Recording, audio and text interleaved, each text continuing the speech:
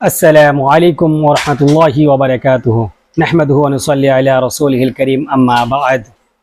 সম্মানিত দর্শকবৃন্দ, আশা করি আল্লাহর রহমতে আপনারা সকলেই ভালো আছেন।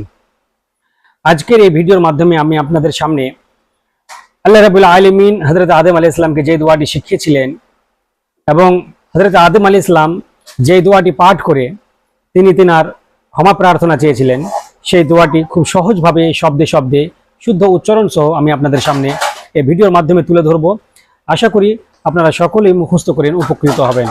দোয়াটি হলো রব্বানা যালামনা আনফুসানা ওয়া ইল্লাম তাগফির লানা ওয়া তারহামনা লানাকুনান্না মিনাল খাসিরিন। দোয়াটি আবারও বলছি, আমার সাথে সাথে আপনারা উচ্চারণ করুন।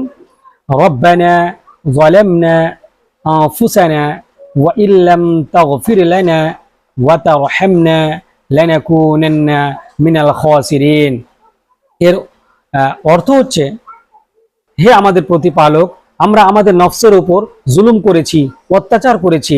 যদি আপনি আমাদেরকে ক্ষমা না করেন এবং আমাদের উপর রহম না করেন, তাহলে আমরা ক্ষতিগ্রস্তদের অন্তর্ভুক্ত হয়ে যাব।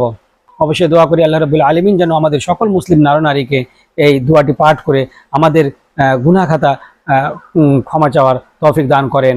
আমিন। আসসালামু আলাইকুম ওয়া রাহমাতুল্লাহি ওয়া বারাকাতুহু।